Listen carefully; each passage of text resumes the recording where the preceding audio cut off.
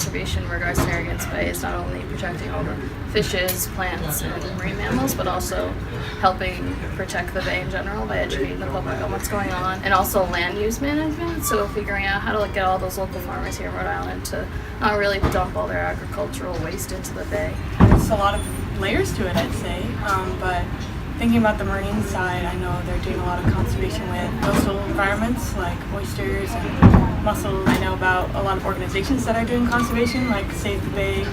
So to me, conservation means humans working with nature in order to preserve it for the future. There's a lot of life on our planet, and we need to figure out how to keep it around indefinitely. To me, there's a whole science behind that and finding the best way to do so. So when it comes to conservation of Narragansett Bay, I think about the protection and restoration of the Narragansett Bay ecosystem for the purpose of a healthy ecosystem and sustainable activities and livelihoods.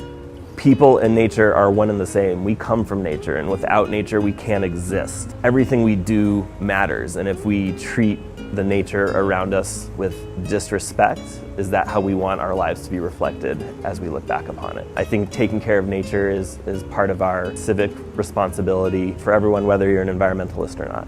There are so many reasons that environmental communication is important, and there are so many reasons that it's often not done very well. First and foremost, it's hard. Effective communication about environmental issues requires really thoughtful and strategic planning about who it is you're trying to talk with and what it is you want to communicate with that target audience. And when it comes to environmental communication, there could be many different audiences. You could be trying to reach decision makers like local or state or even federal policymakers. You could be trying to talk with local residents who are affected by some environmental issue. You might be trying to talk with experts, say like scientific experts. There are all of these different possible audiences and many more that I haven't mentioned. So Save the Bay reaches audiences from all the way from newborns to anywhere from K to gray is kind of like what we like to say. So we have our education department that teaches pretty much every age group you can imagine in many different ways.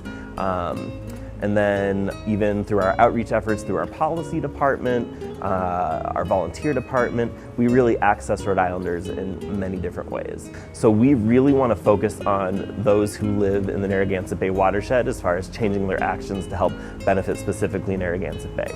Now I know Save the Bay focuses primarily on protecting and improving Narragansett Bay, but Narragansett Bay is part of the world, so anyone who comes here too, if they can learn something interesting or ways that they can protect their local environments through modeling what they see us doing, that's a great benefit as well. So one thing that we've done even just around here is we've worked with every single third grader in the city of Newport since 2012, planting these dunes, fencing them off, putting up signage, trying to bring them back, and then hoping that the tourists in the summer will read these signs, see how beautiful this kind of urban dune habitat is that we've created, and hopefully kind of avoid it. Also, when guests and people come into our aquarium, we get a ton of tourists in the summer. So we like to exhibit the beautiful life that lives right here in Rhode Island, so hopefully they can gain a better appreciation for it. And then habitat loss is huge. And one of the hardest things with marine invasives is the spread of them. There's no barriers in a marine setting, so these things are getting washed as microscopic planktonic eggs to different parts of Narragansett Bay and spreading very rapidly when we get these different invaders. On land it's a little different because you might have like one plot of forest with an invasive and you can remove it, and sometimes that'll work, but it gets to be very difficult in a marine setting. Especially in our current political climate, there's a lot of struggles that environmental organizations are facing. So making sure we have government and policymakers that back us up for the things that nature needs. We always have future plans. One big event that we just made public that's coming up is we're calling it our Earth Day birthday. This year is going to be our 50th year as an organization, our 50th birthday. So we're going to have this big event right here on Easton's Beach that is all angled towards public engagement. The restoration of Narragansett Bay is important for, obviously really important for those of us who live in Rhode Island, and not just in Rhode Island but in Massachusetts, because we rely on Narragansett Bay for our livelihood. livelihoods in some cases. A lot of people, whether they're shellfishing, whether they're growing shellfish, or they're harvesting shellfish, or they're harvesting commercially important finfish species.